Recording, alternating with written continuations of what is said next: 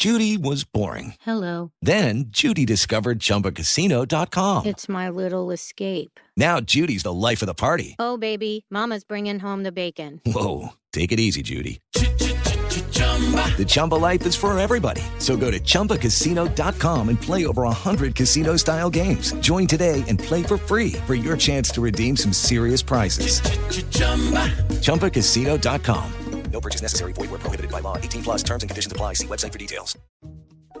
Wells Fargo presents one of the surest ways to grow your money. A Wells Fargo CD account, where you can earn a 5.00% annual percentage yield on an 11-month term with a minimum opening deposit of $5,000. Visit a Wells Fargo branch or wellsfargo.com/CD rates to open a CD account and start growing your savings with us. Wells Fargo Bank, N.A., member FDIC. Taking charge of your future starts with taking the first steps. And saving up to $30 a month on Cox Internet with the Affordable Connectivity Program makes those steps easy to take. Whether they bring you to click upload on your first short film or join now for an online book club. Applying is easy. See if you qualify at cox.com/ACP. Non-transferable one per household. Application and eligibility decisions are made by the FCC.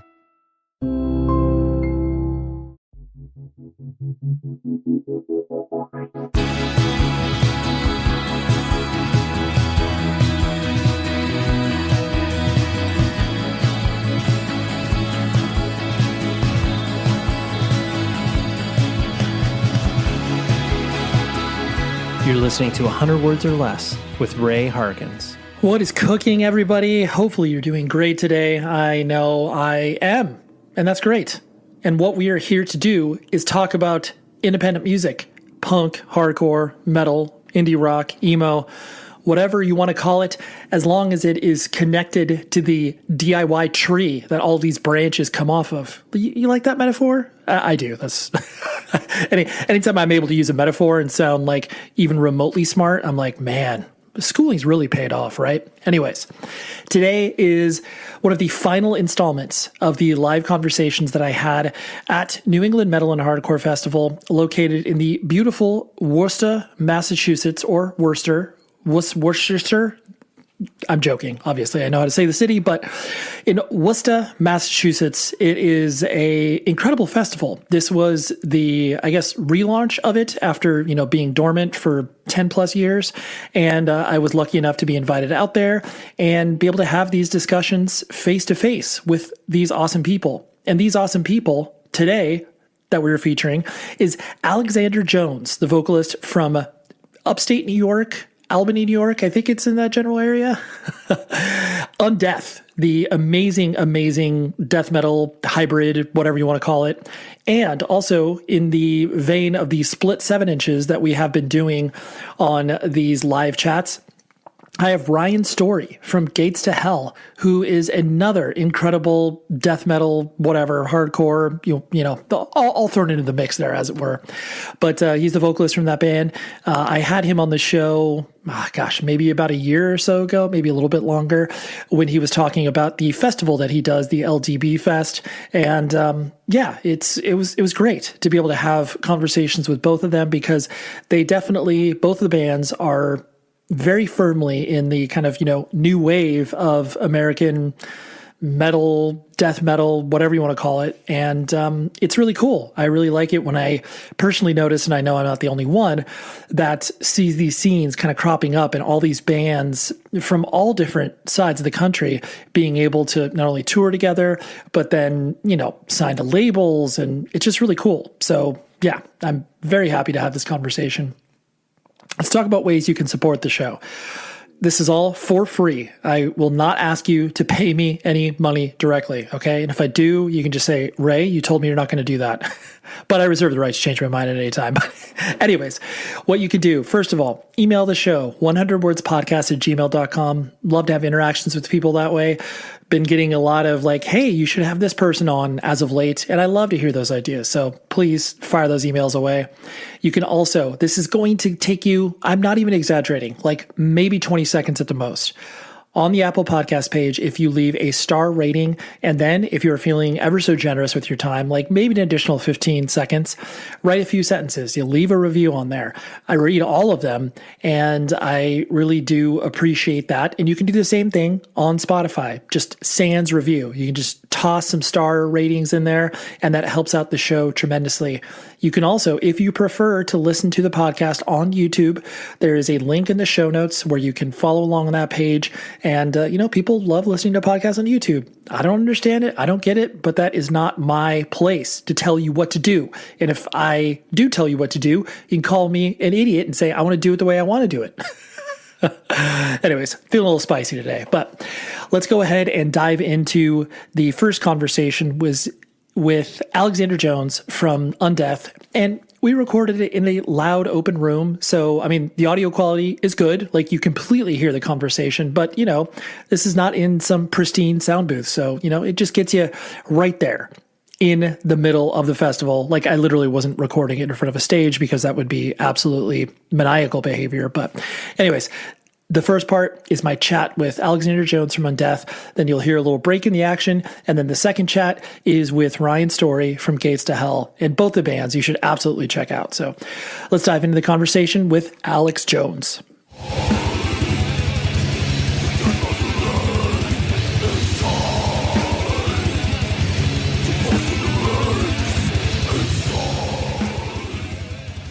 It always heartens me when I see certain waves of a particular style, and I know every single person's just like, dude, you guys are the new wave of American hardcore metal, whatever, like every label. But it's like, I just get so stoked on that, where it's like, that the bands don't necessarily know each other, where it's like, you guys, Frozen Soul, 200 Saplings, whatever, like, you may have met each other, but like, you're all from different cities, and it just happens to be that, like, in the same way that I remember when bands like, Touche Amore, La Dispute, Balance and Composure, when all of them started to hit off in the early 2010s, all from different parts of the country. And so I imagine it's really fun for you to be like, oh, like, yeah, we're a part of this, like, just right time, right place, like, we just happen to be here.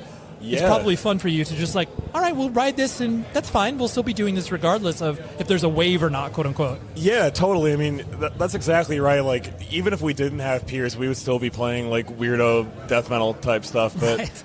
Like, I mean, we're all from Rochester, New York, so we're kind of on an island scene-wise. Like, the closest big cities to us, I guess, like big and big air quotes here, would be Buffalo and Syracuse. Syracuse, yeah. And then beyond that, like, as far as major cities go, it's Toronto. Yep. When you got to cross a border and still drive 3 hours after that. So Rochester's a very insular environment as far as music goes. So, when we were starting, we were kind of under the impression that nobody anywhere was going to fuck with what we were doing. Totally. Like, we were seeing what was going on in Rochester, and it's still lots of hardcore bands and lots of, like, more beatdown stuff. And we're over here playing these, like, 6/8 Cannibal Corpse riffs, and we're like, oh, man, like...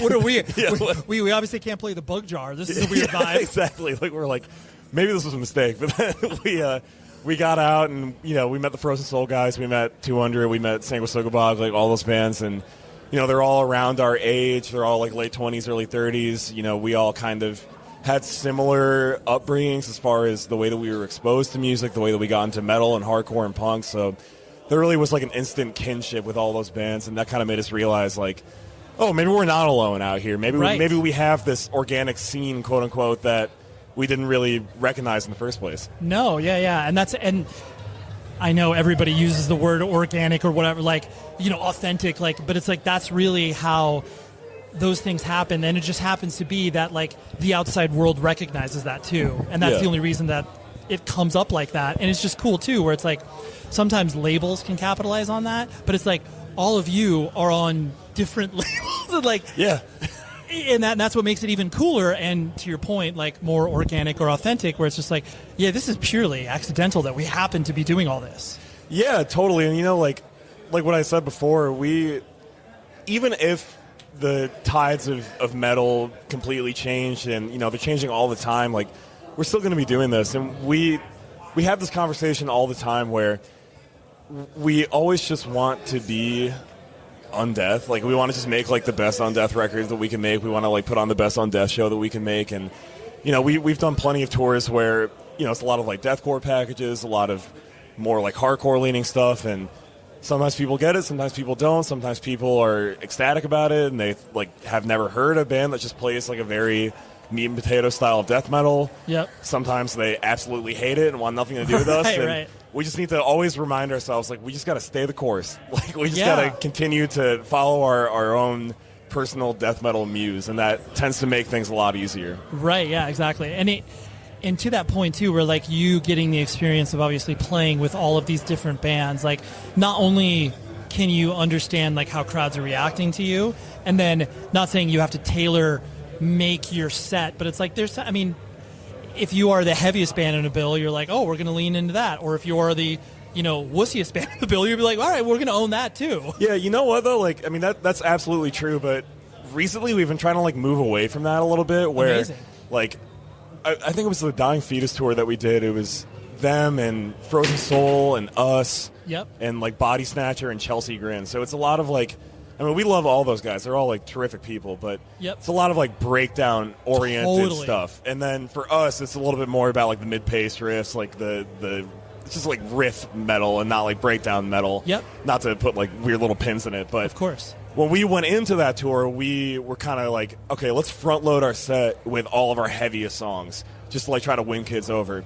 But then, and that was a great tour. We had an amazing experience, but we kind of realized at the end of that, if kids want breakdowns, they're going to go to breakdown bands. That's not why people are seeking us out. So now it's like, no matter what the tour that we're playing, as of right now, we're always just going to put together the best set regardless that we can think of. What you want to play. What we want to play, exactly. And that's made us, I feel like, have a lot more fun on stage. Yeah, no, absolutely. And to your point, that definitely makes you stand out. And honestly, it gives people a break from, it's like, cool, the 400th breakdown in a row. You'd be like, oh, wow, this sounds a little bit different. Like, maybe a kid can't articulate why, but you would stand out. And like you said, you can at least inspire reaction as opposed to, just being another band doing a breakdown, which is fine, but that's just not you. Yeah, absolutely. And, I mean, like, we know what our wheelhouse is. We know, like, the stuff that we feel like we can do the strongest. And that, too, like, when we do throw in a breakdown or we do throw in, like, a really ignorantly heavy part, I feel like it catches people off guard a little bit.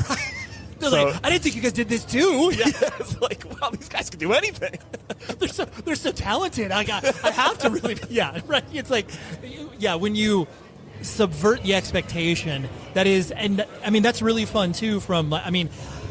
You can obviously just go through, technical hardcore bands and all of a sudden throw a breakdown in there where you're just like, oh, I didn't expect that, but like it shows you can do that too, and for fun. You got to have the yin and the yang, the light and the dark. Yes. And, I mean, that's why back in the day, like growing up, I loved like At the Drive-In because relationship. This is gonna sound so far afield from what we're talking about, but like Relationship of Command was such a huge record for me because they had these huge anthemic choruses, and it was so like. It just sounded so vital and real, but then every now and then they would just throw this curveball, like heavy part or a curveball melodic part, and it just really, the fact that everything was going in one direction and then all of a sudden they went in a different direction on like a complete hairpin, it just made everything pop so much more. So that's like a big touchstone for me. Yeah, no, and honestly, like that band, definitely is very influential to, indie rock, punk, hardcore, like all of that type of stuff. But to your point, just that idea of being able to pivot to honestly make people pay attention. Like, when you're listening to a record and then something like that happens that grabs you, you're just like, oh, like, tell me more. Yeah. And not just... kind of, leaning into what is expected next, which, again, there's nothing wrong with that. But when you can bring people in, those are the records that are going to leave that lasting impact with you. Yeah, absolutely. Yeah. And on that topic, like I know your journey into independent music, like, and you've been very, open and unapologetic, where it's just like, oh, yeah, like Screamo. Like, oh, yeah. And that word means so many different things to so many different people. So like, I'll be specific with you where it's like, what sort of band, how was that getting introduced to you, and what sort of bands were you kind of consuming right at the beginning? Sure. Yeah. Oh man, I never get to talk about this. And that's why it's like, I think too, the reason I get excited to talk about that is because everybody starts from somewhere. Sure. And you're obviously just consuming music like it just sounds good to you. You're not like, oh, this is like, no one is born listening to Morbid Angel. Right. Yeah. And I was like, yeah, it's the first thing I got into. And it's just like, dude, you got to travel and then develop your taste. So, yeah, anyways, that's why I love. That's like one of our guitarists, Kyle. He's like the main songwriter in our band. He is like that guy. Right. Like, He he started listening to Morbid Angel when he was like 11 years old. And he like discovered AC/DC like last year. And I'm like, what is this trajectory that you're on? It's insane. But for me, it was like the complete opposite. I mean, my parents listened to a ton of music growing up. My dad in particular, like my mom loves all kinds of great music, but my dad was really into like Can and like the German krautrock stuff that was going on, like Kraftwerk and stuff. Sure. So, and he was also into like the classic like seminal UK punk bands like Sex Pistols and stuff like that. He loved like Elvis Costello. So there was always like good music in the house growing up. So that definitely inspired me to want to seek out stuff on my own. And when I was kind of getting into music that I could call like my own bands, like that I could identify with, that was stuff that I sought out myself. That was right in the middle of like the file sharing Blogspot kind of era. So that was how I came up, was like Last.fm and Blogspots and all that stuff. Just you would find one band and then go on Mediafire or whatever and try to find like 15 bands that sound like them, and you download their whole discographies. Okay. So the two big ones for me, like coming out of just like Ramones and Black Flag and stuff like that, that was very, foundational. Yep. It was At the Drive-In and it was Bear vs. Shark.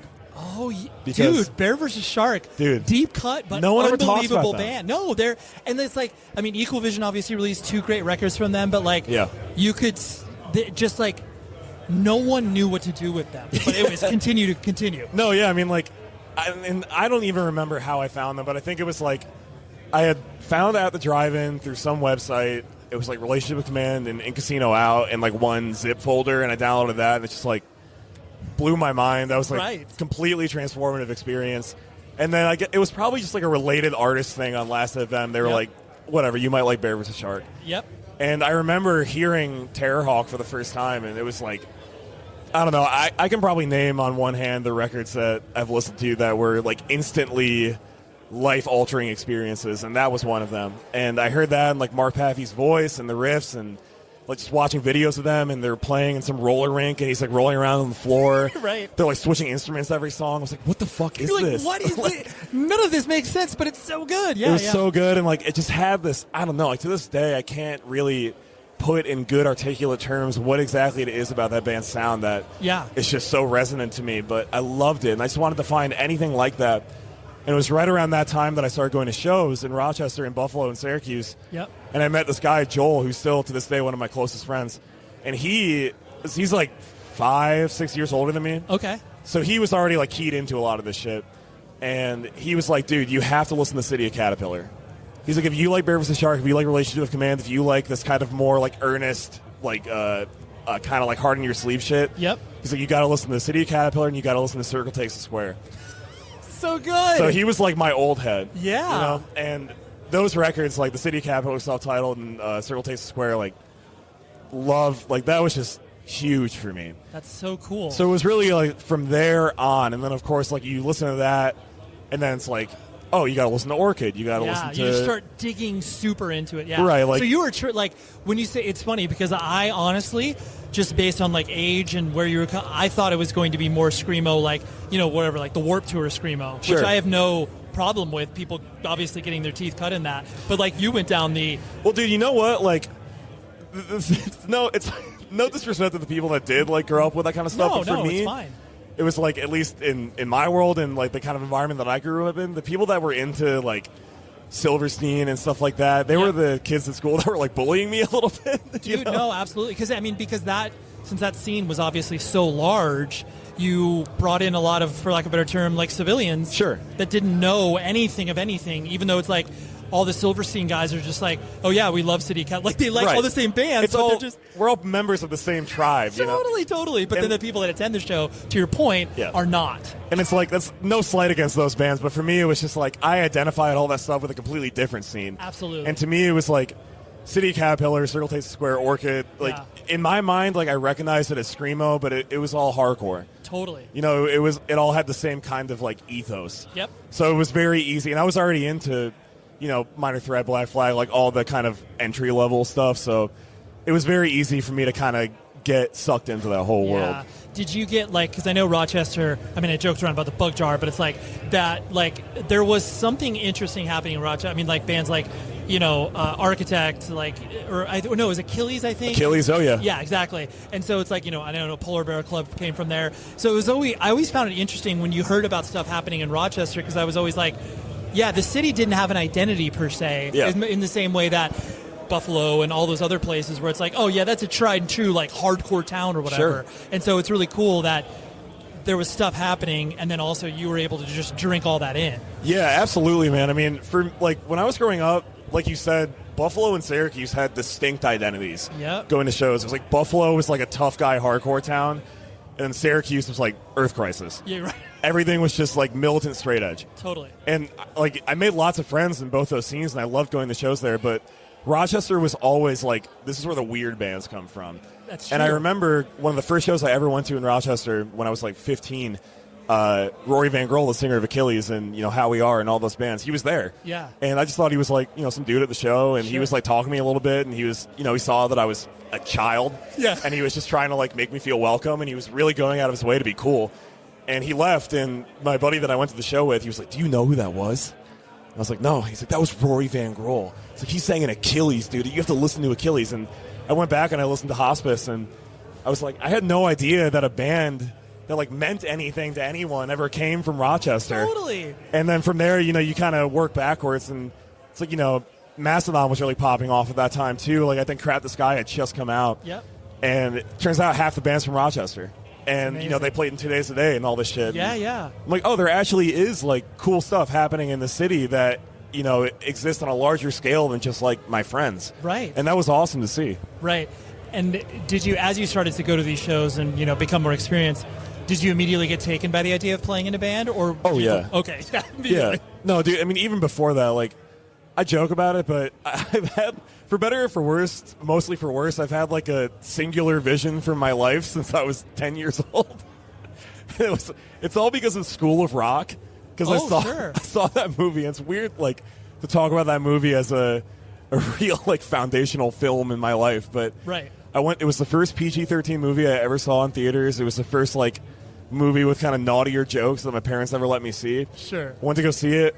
It just made the idea of being in a band and being in this, like, group of individuals and, united for a common cause for, like, music. Like, he has that joke where Jack Black is like, I service society by rocking. Rocking, yeah. And it's like, obviously, later in life, I've recognized that as what it is, where you're supposed to look at him like, oh, this is like a schlubby loser. Obviously, this is a false ideal that you're not supposed to aspire to. But sure. To me, hearing that when I was 11, I was like, yes, like, I want to service society by rocking. That's perfect. And that's kind of been like my North Star ever since. Dude, that's amazing. And just like that idea, too, when you don't have any context for what it is that you obviously want to do with your life because you're 11 years old, but you're just like, oh, like that's something I can latch onto. And then especially once you started to see shows and like have that be way more attainable than like obviously, well, I mean, yes, you could have gone to a School of Rock or whatever, but just that idea that you can then put it to action, whatever that may mean. Yeah, and like I saw that movie and I was listening to tons of like Green Day and The Offspring and that kind of stuff, and I knew that I wanted to be involved in music. I wanted to be in a band. I just didn't really know what I wanted to do yet. And it wasn't until I started going to hardcore shows in Rochester and Syracuse and Buffalo and meeting people and, it seems so ordinary now, like having done it for so many years, but I was just blown away by the reality that you're talking to somebody that you think is just like your friend and they are your friend, and you just went to the show with this guy and then 10 minutes later he's on stage singing in a band. Yeah. And for me, like being a kid, bands were inaccessible. It was like those people were like on a different plane of existence than you. And then all of a sudden, like all of your friends are in bands. And it just made it seem like what it was, which is a reality that you could aspire to. Like, you could do this too. Right. And you don't even need to really be that talented. No, you could just fail upwards immediately. Right. You could just continue to fail up until something good happens. Right. And to me, like, that was so inspiring. So, yeah, that definitely, all of that kind of coalescing made me just want to do this forever. Dude, that's so cool. You've made a reference to this, and I've used this term as well, like an indoor kid. Yeah. And it's such a beautiful description because you're just like, oh yeah, like were you a sports kid or an indoor kid? And so I presume, like, I mean, were you like video game, reading, like what was the indoor kid activities, as it were? Yeah, I mean, I've been an indoor kid my whole life. Like, sure. I feel like it's not until Undeath kind of started like getting out there, and I had to like be forced to interact with people that I started to learn social skills. Sure. But yeah, growing up definitely was like video games, anime, and reading. Those are just the things that I love doing, and just like sitting in my room and listening to music. Yeah. Those were like, I was an indoor kid through and through. Like the idea of interacting with anybody, interacting with like girls, like interacting with parents, like I couldn't do it. It was the concept of talking to another person and like leveling on a person-to-person basis was just horrifying to me. Yeah. So it was easy to escape into stuff like music and reading and you know, TV and stuff like that. And I mean, obviously we've just met 20 minutes ago.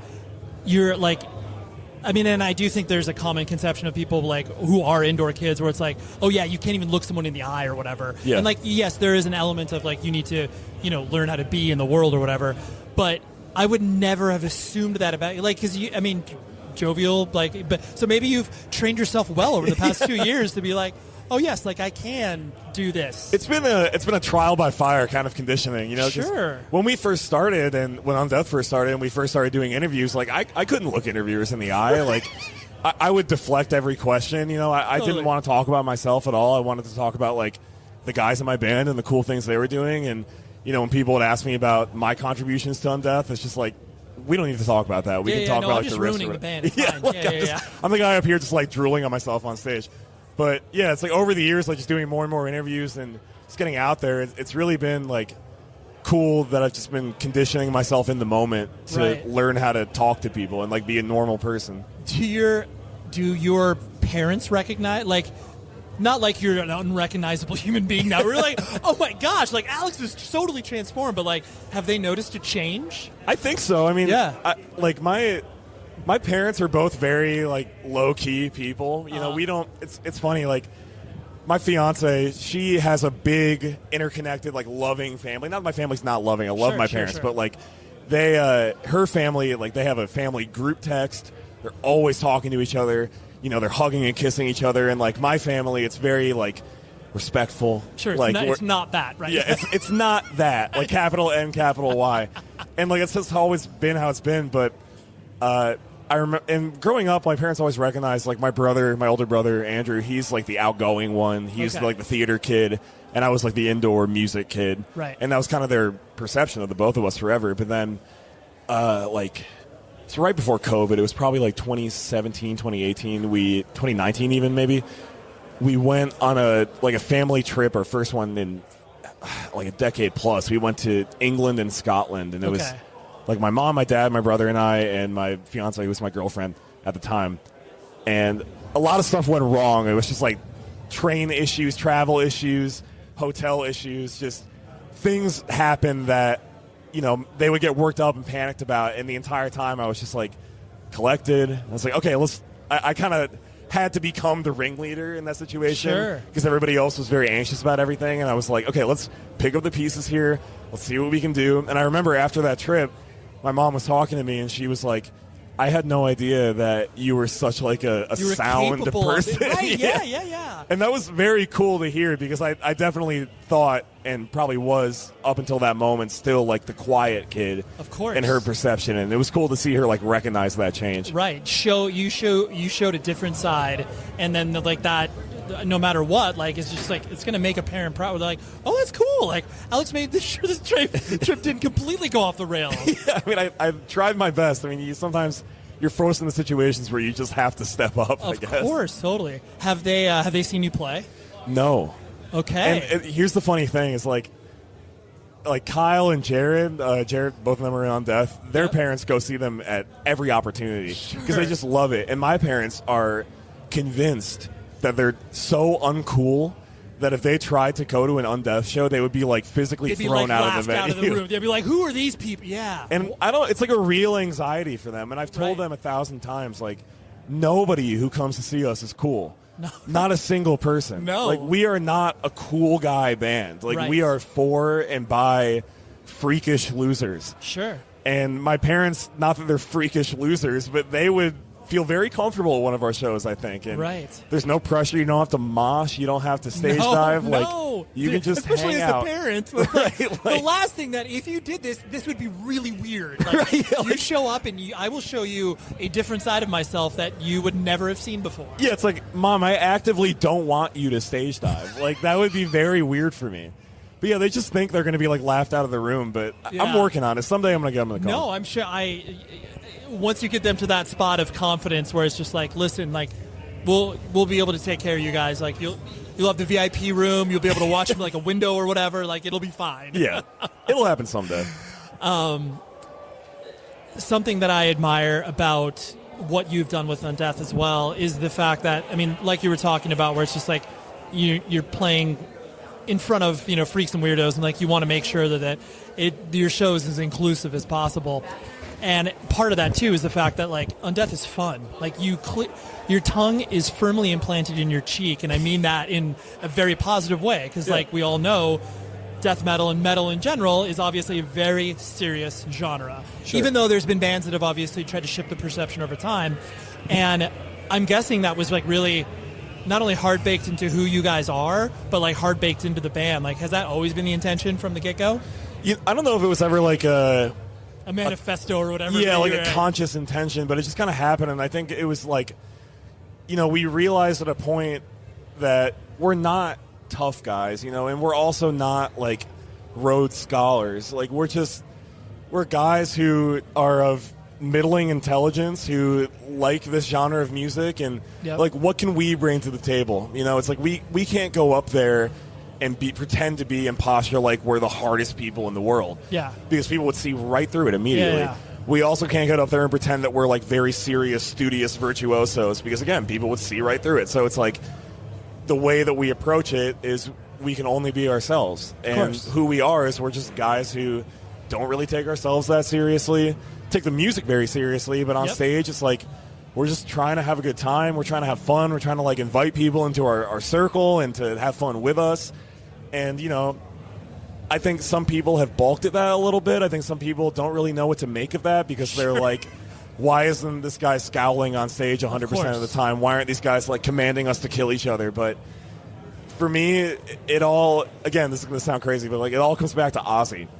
And because he nonstop was smiling on stage. It's true. And this is Black Sabbath. Like, this is a band who, by reputation, is playing the most evil music that's ever been recorded. Yeah, totally. And you've got this front man who's like grinning from ear to ear, throwing up peace signs, and nobody ever questions it, because that's just who he is. That's who the band is. That's their identity. So I definitely look at, not that I'm actively comparing Undeath to Black Sabbath, but like totally I look at the mentality the same way, where it's like we can only be real, and that's what's real to us. Totally, yeah. You're like, I'm legitimately having fun. I want you all to know this as well. Right. Yeah. yeah. Two last things I want to hit on. You, in my nerdy research about you love the film Under the Skin. Yeah. I love the film Under the Skin, and I think it's one of those things where obviously most bands, again, of the sort of typifying a metal genre, are just like, obviously it's like the gory, splattery. Yeah, exactly. And so Under the Skin, I was really stoked that you obviously waved that flag, because that is, I mean, yes, it's gooey, but it's not horrific. And so, and it I mean, maybe I'm reading too much into it, but it's like it seems like you want to apply that sort of sensibility, where it's like, yes, we can be, for lack of a better term, like gory or whatever, but not to the extent where it's like you are reaching that quote unquote extreme, where you're like trying to out extreme other bands there or whatever. Yeah, totally. I mean, our identity as a band has never been like wrapped up in horror movies, Right. the way that it is for other bands. And I think it's great when bands make that their thing. But Absolutely. for us, it's like, we like horror movies, but we all like different horror movies, And I love like the classics, Evil Dead, Hellraiser, all that shit. But Totally. For me, the stuff that gets me off is like the really cerebral stuff, like Under the Skin, like Audition, like the stuff that's just profoundly uncomfortable to watch. Right. Like the slow burn kind of like mind torture movies. I love that shit. So Yeah. I feel like the fact that, and like Tommy, who just walked by, he's really into more like Kurt Russell, like campy horror movies and stuff like that. And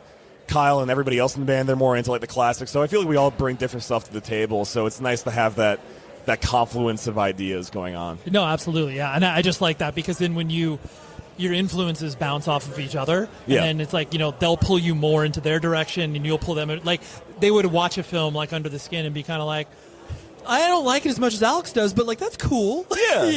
They understand where you're coming from. And Under the Skin in particular is a movie that like I don't think I would ever subject anybody to. Yeah. Because it's just like it's dark. It's a harrowing journey. And like the beach scene, it's just like some of the most unsettling and disturbing stuff that's ever been filmed. Yeah. And I mean, I told my fiance when I first saw it, like it ruined my week. Totally. In a way that no movie really ever has. Like I've seen movies that kind of I've thought about them for a couple days and then I return to them later on. But Under the Skin, like I don't know what was going on in my head, but it was like I woke up at like 8 a.m. on a Monday and I just watched it. I was like, you're like, well, this day's done. This week's done. I've heard good things about this movie. Let's throw it on. And then I felt horrible for like 8 days afterwards. Yeah. But I mean, that's the hallmark in my mind of a great movie. Like absolutely. It stuck with me. And when people ask me, recommend me a good horror movie, I'm never going to recommend that movie, but I'm going to recommend like Army of Darkness or some shit. But But if somebody was like, recommend me something that is going to deeply disturb and alter the way that I view my life, I would recommend Under the Skin. Totally. You're like, hey, so something that'll stick to your ribs for quite some time. The last thing that I personally have noticed, and I want to get your take on it in regards to, and this is broadly speaking, where it's like metal as a genre to me has a longer shelf life for certain bands than like your typical punk or hardcore. And again, painting with a very broad brush, where it's because obviously you can point to millions of punk bands and hardcore bands that have obviously lasted the test of time. But it seems like as far as like the fan base is concerned, metal, while it is fickle, there still is that, like once a band, like, a person that finds Undeath on the first record is like, yo, I'm with you forever, I don't know if you've noticed any of that either circle back to you, or you've noticed that broadly speaking within the context of metal. Oh, absolutely. Okay. I mean, we have people that saw us on our first like U.S. tour that we ever did, where we were the first of 5 opening for Black Dahlia Murder, and we were nothing. Like we were less than nothing. I think our first album had just come out. We had played regionally a little bit, and that was the first time we had ever been across the country. First time we'd ever played, Texas, California, like all these big markets, and people saw us. And to this day, like we come back to those cities, and they're wearing the shirt from that show, and it's something it's not alien to me, but like I love metal and I came up in metal, but I also came up through punk and hardcore. So for me, it's like I'm not accustomed or fully accustomed to that kind of devotion when it comes to a band. It's like typically, I feel like in hardcore, it's like a band fucks up one time and it's over. Totally. Until we're moving on. We're moving on. Yeah. The next thing is happening now. We are not forgiving you for the second or third record. Like no, it's done. Yes. But with metal, it's like, if you imprint on somebody and you make a good first impression, they're with you basically forever, like you said. So yeah. I love that, and I love that the devotion to the band seems to, in that case, be less superficial. It's more just about the music, and it's about the entire package. It's not just like, oh, I like these guys because they were all wearing like cool Nikes on stage or whatever, and they had like funny stage banners. Now I guess I'll be a fan for 8 months or whatever. It's like, oh, this music is actually speaking to me in a way that's substantial, so I'm going to follow them for the next decade plus. Totally. Like I will go along with the ride because I did like you said, they made an imprint on me. Yeah. To borrow a Twilight phrase. Yes, exactly. Being a metal fan is like being in the Twilight Saga, I would say. Basically it's like once a vampire imprints on you, it's like that. It's like being over. It's like being a hot vampire. Right, yeah. More or less. Well, Alex, I very much appreciate you doing this. Thank you, dude. Thank you, man. Appreciate course. it. Our friends at rockabilly.com want you to buy more band merch, and they want you to do that with a promo code. This promo code will get you 10% off of your entire order. So please use it. It supports the show. It supports your wallet, and it supports them as a company. So 100 words or less is this promo code, 10% off. Dive into their website. They have everything from Cannibal Corpse and, Amon Amarth t-shirts to like Jimi Hendrix and, freaking the Beatles. Like they run the gamut, and it's all officially licensed high quality stuff. That's what is important for me to endorse this company, is because they are the real deal. They've been in business for over 30 years, ship from the Midwest here in the United States of America. They got hardcore kids that work for them, and I just love what they do and what they support. So please visit rockabilly.com. Use that promo code 100 words or less. That's the number 100, 10% off your entire order, and win. Win with that promo code, and win with the fact that you'll have a bunch of more cool band merch for yourself, family, friends, whoever you want to buy it for. 100 words or less is the promo code. Rockabilly.com is the place where you can get that 10% off. I am always thrilled to talk about our friends at evilgreed.net. They are an amazing web store solution for bands and record labels of all shapes and sizes, but the shape and size specifically being, metallic, cool, heavy stuff. That is my own description. That is not theirs.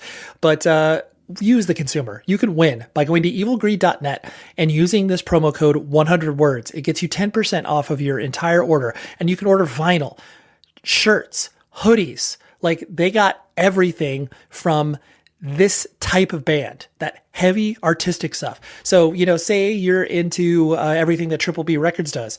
They got that. Say you're into, what Sargent House has going on. Awesome. They got that. How about Other People Records? So like hardcore / indie rock. They got that too.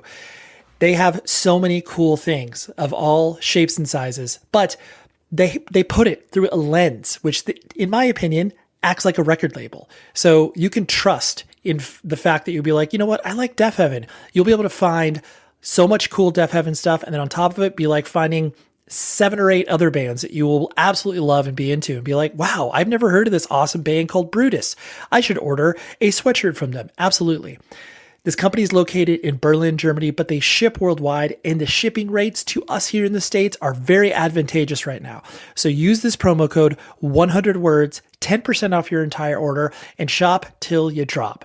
Oh boy, that was that. And just catch on death, because they are going to be touring relentlessly, putting out some new music on Prosthetic, and they're just doing the damn thing. I really appreciated Alex, because he was very enthusiastic about doing this chat, and I know that I will absolutely have him back for a full-fledged episode at some point. So now we will transition over to the B side of the 7-inch, which does not mean that it is any of lesser value. It just means another awesome cut. And this cut is Ryan Storey from Gates to Hell. I freaking love Gates to Hell. Like, I saw them at LDB Fest for the first time. I think it was, just this past year, and watched a few songs of them at Metal Fest. And man, I love what they're doing. And it's really cool to see how many people are gravitating towards, all of these type of bands. And it's spanning all scenes. It's definitely not just like metal kids, hardcore kids. It's this beautiful mixture, because we live in a mixtape generation. And even when I use the words mixtape generation, that means absolutely nothing. How about a playlist generation? That's probably a better way of saying it. But anyways, let's talk to Ryan. And I'll talk to you at the very end of the episode, telling you what's coming up next. Since we last spoke, you've obviously been a busy human being. I mean, it seemed to me like once, obviously, the planning of LDB was over and everything like that, you were able to just unleash Gates to Hell. You were like, all right, we're going to be touring a ton. And not to say that you didn't do anything beforehand, because you did, but it feels like you have really focused on getting out there. Would you agree with that statement? Yeah, definitely. I mean, like, once we got past LDB 2023, we just kind of really, it's just been a big year for us. You know, I mean, like, we got asked late in 2022 to go to Europe with Cruelty for a month, and that was like the first big like support tour for the year. And it seemed like once that kind of got announced, like honestly, we started getting more like little offers for shit, and it just kind of spiraled from there. Just as shows got better, we kept getting cooler like offers to go do things, and they just, I don't know, like everything just worked out so well for us this year, and none of it was planned. Okay, that's why, because it seems like where it was like, okay, we're releasing our record. Like, obviously, when you release a record, you tour, et cetera, et cetera. It just seemed like everything lined up to where there was some semblance of a plan, but that's just, it's great. There was like, oh, we'll keep saying yes to these cool offers.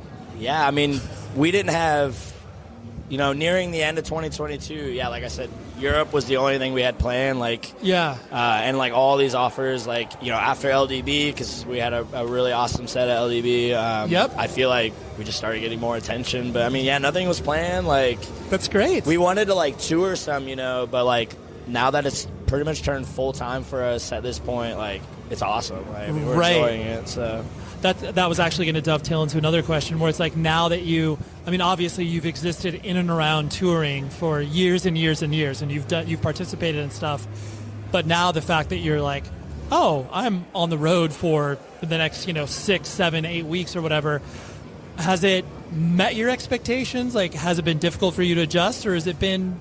So the touring that we've been doing this year, quite honestly, so much different than like any experience I've ever had.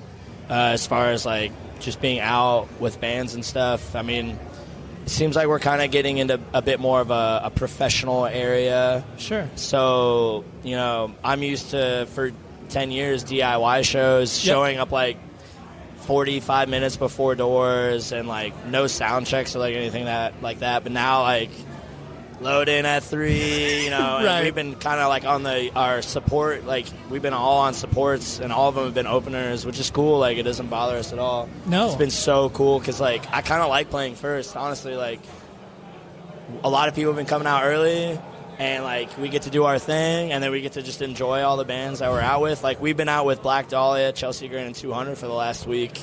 We play first, and we're still playing to 400, 500, 600 kids at the start, and then like get to enjoy these awesome bands. We're like, we get to hang out the rest of the night. Yeah, like it's been sick, honestly.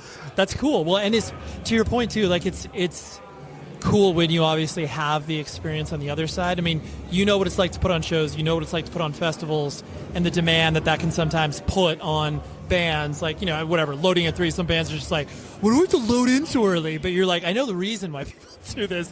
And so for you to have that also, that other side of the experience where you know what it's like showing up 45 minutes before doors and just doing that, so it's nice for you to have both of those experiences. Yeah, it's been great. It's been great because, like, I feel like we're going to continue to get really bigger. So, like, it's definitely helped us get ready because, like, yeah, I mean, this year's touring, all the experiences have been very new for me, to be honest. Yeah. So. Right. And I mean, it's cool that you've enjoyed it. And I'm sure there's, in your head, maybe there's times where it's like you're doing these things that you've never done before, but you have to act like you're like, oh, yeah, no, I know what that is. Like, what's the line check? I mean, I'm joking, but, like, what does that mean? Have you run into those experiences? No, I mean. That's good. Because also, like I said, we've been opening a lot of tours, so headliner sound checks, and then we sound check, so we're like ready before, right, ahead of time. Ready to party, yeah. I mean, I don't know you that well. We've interacted a few times, and you've always struck me, and this is maybe playing some armchair psychologist here, but you always struck me very even-keeled dude. Like, you're really not highs and lows. I mean, maybe lows, maybe highs, maybe it's just, in certain circumstances. Right. Because of that, like, people usually assume, or like, oh yeah, you have to be like super outgoing, like you have to be really, especially to do what you do in the band. Is that funny where people do what I'm doing to you, where it's just like, oh, it's weird, you're like a real chill dude, but then you get up there and like, do people commonly say that to you? Actually, yeah, I do. I do get that kind of bit, like I am a pretty shy person. I like to be outgoing, but it's just like hard. It's just my personality. I don't know. Like, I'm pretty introverted until I crack open, and then like if I'm around like comfortable people or something, I'm way more out. But on stage, it took me a little bit to, because I mean, like, I definitely have like awful stage fright. Like, I'm so nervous. Like, and obviously after a few years, it's pretty second nature at this point. But. Yep. Yeah, it took me a little bit to really get to, like, be opening up on stage. And then, like, once I started, people were just like, yo, you're crazy up there. Like, yo, is that the same Ryan? Yeah. Right, yeah. So, I mean, I genuinely, I'm a pretty nice person, but I try to, I don't, like, put on a show. But that's also who I am up there. Like, that's definitely me. Right. Just when I'm not shy. Right, yeah. It's like you can lean into it more, obviously, on stage because that's just, like, obviously what you are quote-unquote supposed to do on stage, but it's also, now you're more comfortable, you can be like, oh yeah, like I can be funny or goofy or whatever you decide to be that day. Yeah, it definitely took me a little bit to be me up there. So right. When you were obviously experiencing the massive, either stage fright or where it's like, how is it manifesting itself? Was it just like, yo, I'm gonna I gotta poop 20 minutes before I play. I gotta vomit. How is it manifesting? It's a lot of things. It's in the beginning. A lot of it was I was not gonna remember any of the words, even though okay. I used to have to I would take a sheet and I'd write out for each of the songs on the set list the first sentence of each song. Right, like a cue. Yeah. Yeah, and I'd be like, okay, yeah. Because for some reason I just, even though we practiced them a billion times. right. Over a year in, I still kind of I'm a little a little rusty on this. But, yeah. Yeah, but no, I mean now most of it, now is just my stomach hurts before we play because I'm nervous and stuff. Sure. So you are. Do you? I mean, I know you are. You have espoused your love for the marijuana plant. Yeah. Are you able, do you do that before you play? Do you do that after you play? I'm definitely a lot after we play. Right. I'll be hurting. Sure. But no, I do like to get high before we play, but not too high because that will if I get too high, I'm coming back into the shell a little bit. It kind of closes me up a little bit, which is a bummer. So I try not to do too much, but I enjoy it. Does it help your anxiety from that side of things? Yeah, it definitely does a little bit. It gets me in the vibe. I'm loosening up and stuff. Yeah. So yeah. No, that's cool because it's everybody. I mean, no matter, you could take a poll of 100 different band members and they all have their own weird idiosyncrasies of preparation or whatever gets them in the zone or obviously, I mean, I'm sure you've heard stories of band members slapping each other to get to get all hyped up or whatever. And so it's that's why I just like to be okay, what gets people in that mood to obviously do what they need to do on stage. Yeah, the mood for me is smoking half hour before and then stretching and just kind of thinking about the set and stuff. Even though we usually practice our sets out very well, I still kind of just I don't like to say things too much between the sets, so I don't really think about what I'm going to say, but just kind of I don't know, kind of feeling out the room and stuff. Right, yeah. You can obviously get, it's okay, this, I mean, you know what it's like when you walk into a room where it's this is a cold room. We're going to have to really bring it tonight in order to get something going here or whatever. Yeah, and as being an opener mostly this year, that definitely every room's cold start and you got to get people moving. Even at these big ass shows, it still kind of takes a song because I feel we're playing to a lot more new people the last few months. Yep. So it's first song plays and people are bobbing and then second, third song, everyone's throwing their hands around and moving and enjoying it. So it's been a lot of cold starts. yeah, for sure. And do people have you interacted with people that have obviously made the connection where it's just oh, you're Ryan from LDB? Is that coming into play at all? To be honest, LDB was a lot more of a hardcore festival for years, and then the last 3-4 years, more metal has involved into it. So I would say not so much for the most part, just because we are touring with a lot more metal bands and stuff like that. Yeah. So for the most part, no, which I kind of enjoy. I don't really Well, because you're not it's funny because from what I know of you as well, again, playing armchair psychologist, you're not some people do things obviously that are very egocentric and playing into who they are. You have from what I know of you, you're definitely it's fine. You don't even need to know that it's festival. Yeah, I mean because it's 10 years old now. Absolutely. Too. So definitely for years the fest was definitely my personality and shit and but as I've gotten older I still enjoy the fest of course and all that shit, but I just got new things that I involve me with, so I'm kind of just here and there. But I don't really I don't tell people I do the fest on tours and stuff like that, or if someone's oh, you do LDB, I'm yeah, definitely. Right, you're never going to deny it. But I'm not going to be nah, I don't do that or anything. But yeah, you're I don't know if you know this about me. Yeah, you're never going to. No, that would seem very against you as a person. Yeah. But yeah, as I've gotten older, definitely get more chill and you realize being obnoxious isn't cool and shit. No, so, definitely.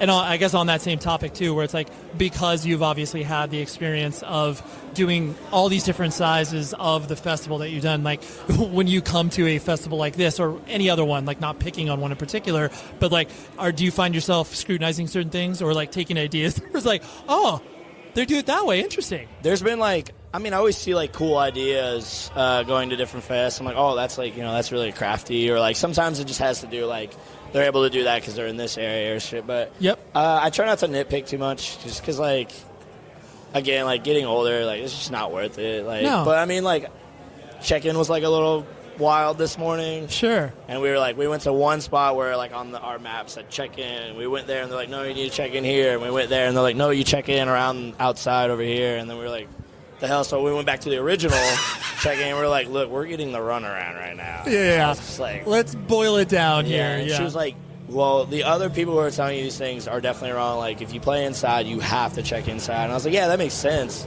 But I went inside, and they're like, I was like, I play inside tonight. And they're like, oh, well, you got to go, like, outside to the box office. And I was like, all right. And I did that. But, yeah, no. I mean, stuff like that where, like, it'd just be helpful to help be more, like, if people are more helpful to bands to get where they're at. Just things like that. But, I mean, like, that's not really controllable. No.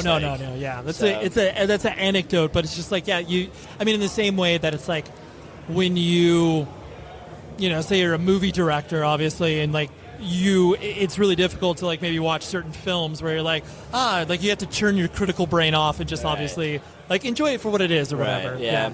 And like that's the thing too is like as I've become more like involved in a band, I just try to take like the band side of things, but I will be like, oh well, like this is a festival and they probably have to deal with this and this, so like I'm not gonna like go and gripe to them about like being like third of the day go and gripe about something like ridiculous. Where's my writer? Yeah, it's just like I know what I know how to act in these positions because you are obviously a humble person. You're not going to be there being like a raging asshole. Yeah, I can be, not so much anymore, but I used to be a big asshole.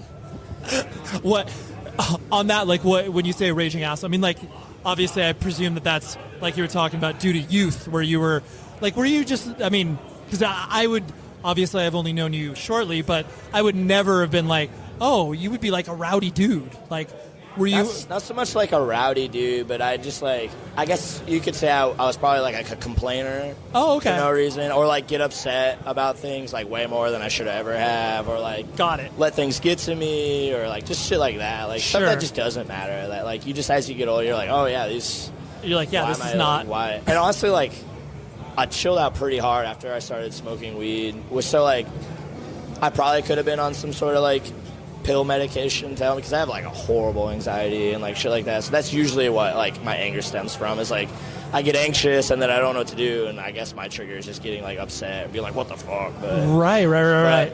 I mean, I've had so many friends be like, oh, man, like, after you started smoking weed, you've just been, like, the chillest guy, like yeah. Like, and they were like, not to be like you weren't like cool to be around before, but you just seem like you're doing better, or like chill, right? Stuff. Like it's been able to take that edge that you had, just mellow it out, and like that. And obviously, like the fact that you're cognizant of that and you can recognize that in yourself, like that's it's pretty cool to be like, oh yeah, I remember what I was like, and I'm glad that I'm not that anymore. Right, yeah, I definitely try not to be like that. I don't know, like it's just like sucked to like always be like angry and like people don't like want to be around that and shit. So yeah, no, absolutely. It's like, and especially too where it's like you, as whatever is like new age or hippie as it sounds, where it's just like the energy you put out definitely attracts, and so when you're that person, people are just kind of like.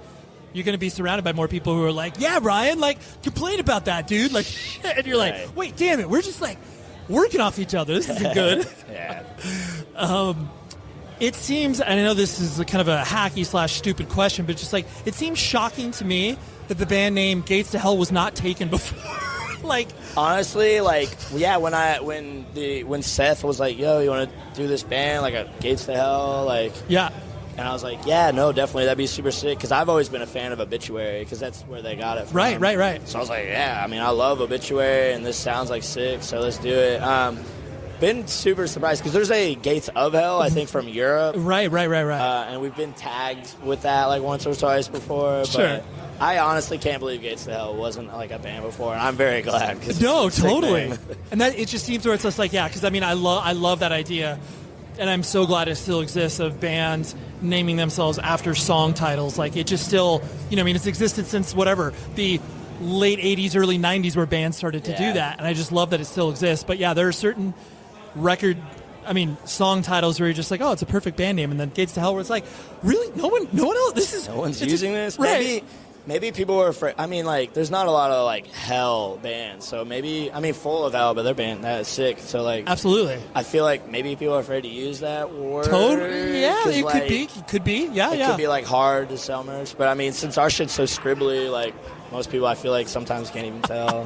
They're like, Gates to what? We've been throwing around the idea that we're going to do a Gates to Heck shirt at some point. Oh, that would be nothing funnier because then people would be like...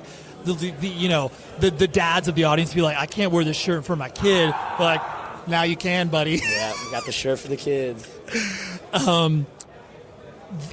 When you guys are obviously creating the songs, and clearly since you are in both worlds where it's like you can play obviously hardcore shows, you can play metal shows, everything that is heavy you can play. I'm sure there's times where you've been like, oh, this is a little too hardcore, a little too metal. Like, and I know that sounds stupid to say, but like, do you try to like obviously keep it in your pocket, for lack of a better term? So for like as far as like hardcore and death metal, like if it's this or that, like I usually not shying away from it. Yep. Sometimes Seth will get a little too loose on the deathcore breakdowns or like something like that. He'll get more of like mid 2000s breakdowns, and sometimes they sound dope, but sometimes I'm just like. Yeah. Like maybe a little bit like too far that way. That's usually the only time I'm ever like, let's pull this back a bit. Yeah, just a little bit. Or like maybe make it fit more like straight death metal or like right like that. So yeah. That's it. And I mean, because that's like I said, it sounds a little silly to say that, but it's like when you do straddle the line, it's like you want to obviously be authentic to what you want to write, but not just like quote unquote turn into one of those bands. Not to say there's anything wrong with that, but just like because I mean we definitely have big influences of deathcore for Gates. I just don't want to like fully be like a deathcore band. Like I want the meld of like this and this and this because like I mean I love Whitechapel totally, and Waking the Cadaver is like a big influence for this band and stuff. So like I mean we definitely fuck with deathcore. It's just there's just like certain things where I'm just like. That specific stuff's just not for me. Right. Like, I don't know, like, just, I don't know. It's hard to explain. No, I get it, but it's like, like a specific sound, you know? Totally. A specific sound and probably a specific feeling where it's like, oh, this feels like it would do something that would be not exactly where we want to be as a band. Yeah. Yeah, because the breakdowns can get way too slow, and, like, I don't like the pausing in between, like, a chug, like, very, like a... No, Jun, boom. I was like, I'm not like knocking on other bands that do that. No. It's always cool for like other bands to be doing different things. I'm just not very interested in that. It's kind of doing that slow for me. I'm right. And that's literally why obviously you play in a band because you want to do what you want to do. You can take all these influences and put them together, but then you're like, I know what I don't want, and that's not because I think it's bad that other bands do it, but I just know that I don't want to do that for ourselves. Exactly, yeah. Yeah, which is, it's awesome, and that's what it's like, I've always felt the collision of metal and hardcore and how it's been blended in so many different directions, where it's like, if a band doesn't fully identify as one or the other, like how you stay that weird in between. So, yeah. Within the context, because I know that you personally have been raised through, punk, hardcore, metal, kind of all combining or what have you. How have you watched, I guess, those scenes evolve overall the past, however long you've been involved? I feel like I got this question from someone else a couple months ago on that Bog tour. Oh, yeah. And the biggest thing I felt like I said was like, in the last, 10, 15 years, because, so something that I hear from older, people 10, 15 years older than even me, is, most things, they go through a cycle, and they come back around, nearly everything. So, you know, you'll get people that are like 23 be like, this is like new, and you got some dude 45 being like, yeah, that honestly did happen like 20 years ago. It's just coming back around, like, you know. So like, I think, I don't want to say like any of this stuff's like new, but something I've just noticed over the last few years, and I think because of the pandemic, is just like, no one gives a shit as far as like who's at shows, like as far as like the scenes, like they're all melding together a lot more. I would agree. At least lately, you know, I know like there's always been hardcore and death metal influence, like Internal Bleeding and like shit like that. Yep. It just seems like it's been kind of a revival, not even just like death metal, but just more people being in the same room that wouldn't normally be in the same room. Yeah. Pretty much. No, it's a good point. So. And I think to what you're saying as well, it's because you have this digital generation. I mean, everybody under the age of whatever 30, where it's like all they've grown up with is obviously access to music just broadly. Like they can access whatever genre. Exactly, yeah. And it doesn't matter. They're just like, this is music I like. And like, even if I don't identify like as, oh, I'm a death metal kid or, you know, a trap kid, like whatever, they're just like, I like everything. And like, if someone said that in their 40s, you would just be like, you don't like everything. But like now it's like kids are 20, you're like, yeah, they would be going to a Gates of Hell show, and then they would be like, yo, I really love like, you know, Boy Genius and 100 Gex. Or it's like, okay, you like all of that, all right. Yeah. And that way it's like, it's definitely not as linear, like a person's path in regards to the music that they're into. Yeah, the boundaries on like, I don't want to say like what's acceptable, but what people perceive as acceptable, I feel like, yeah, there's been breaking down, which I mean, like, I feel like it's always been a slow process, like, you know, as long as like, I don't know, 50, 60 years probably, like, you know. Sure. Another decade passes by and people are like, oh, well, like, actually this shit's pretty sick. And like, you know, more bands start melding, you know, so. Totally, yeah. And it is funny where it's like when you do recognize those cycles where it's just like, oh, now, like, you know, now the idea of like, oh, whatever, your early 2000s deathcore where it's like, you know, Suicide Silence, Winds of Plague, all that sort of stuff. And it's like now that's coming back in some weird way. And you're just like, oh, wow, like, okay, like however you found that is cool. Like, that's fine. And you're trying to start a band that sounds like that. And that's just your thing now. So one last thing I wanted to hit on was the kind of talking about the touring tip. What has, I mean, now that you've been playing these shows that are obviously like some of the largest you've ever played before, and then obviously going over to Europe, what are the things that have, you know, either surprised you about touring or were like very different from what you might have expected? I mean, I feel some of it, I feel like, it's only as hard as you make it. Okay. You know, like, preparation for touring is like a massive key. You know, it's like you're not leaving prepared, you're gonna have a bad time, right?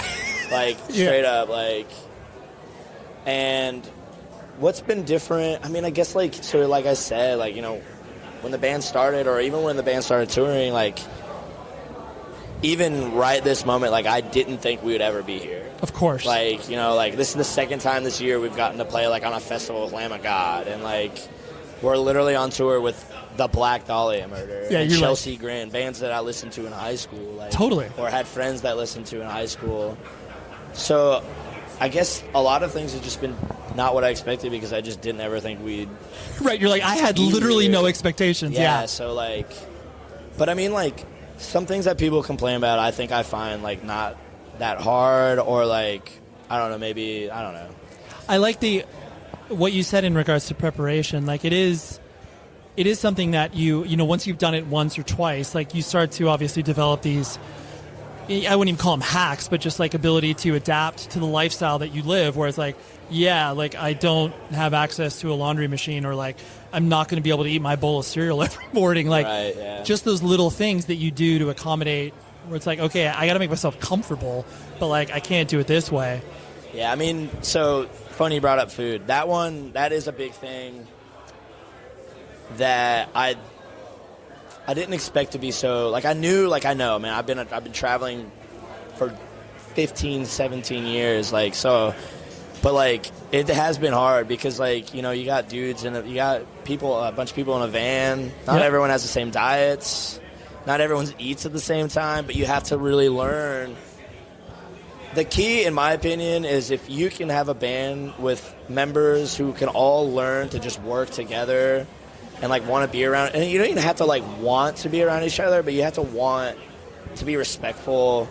And like, in my opinion, one big thing is just learning, while it sucks, learning to do most things as a band just because it makes things a lot easier. Sure. And like, people need to split up and go their own ways and stuff like that. But like, I think to be a super successful band, you definitely have to learn to not like give in, but just learn to meet all your bandmates halfway in certain situations. And like, eating's like definitely one of them, because like, it can be very difficult.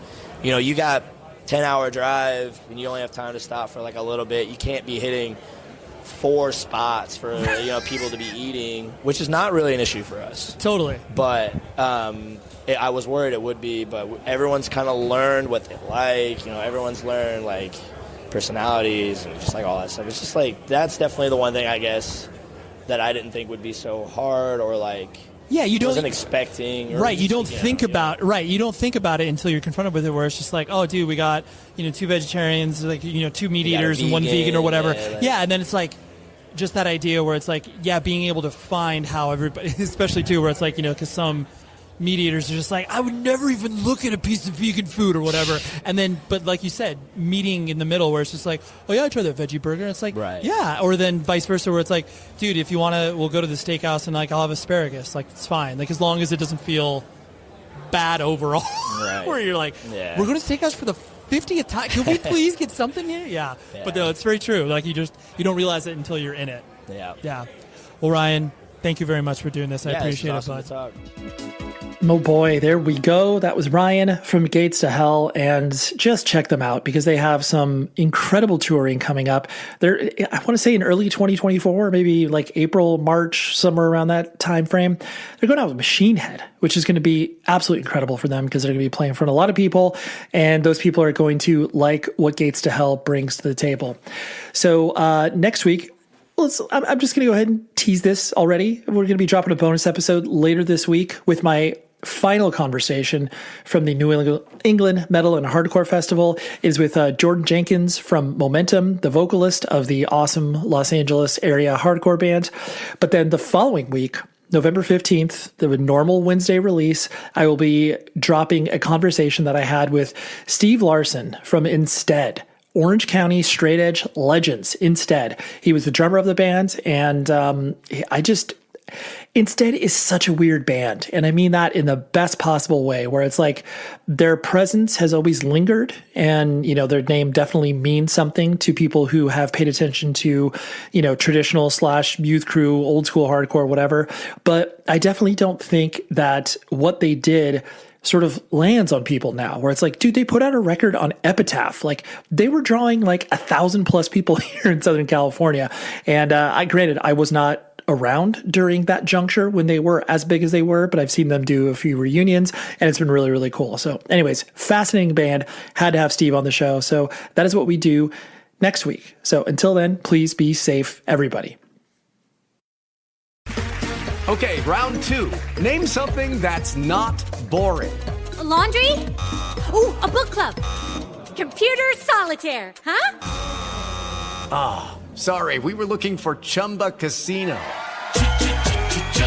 That's right, ChumbaCasino.com has over 100 casino-style games. Join today and play for free for your chance to redeem some serious prizes. ChumbaCasino.com. No purchase necessary. Void where prohibited by law. 18+. Terms and conditions apply. See website for details. Be dazzled this holiday season by Northern Virginia's largest drive-through light show at Bull Run Festival of Lights. Celebrate the holidays as a family while staying warm and cozy. Drive the festival route from the comfort of your car.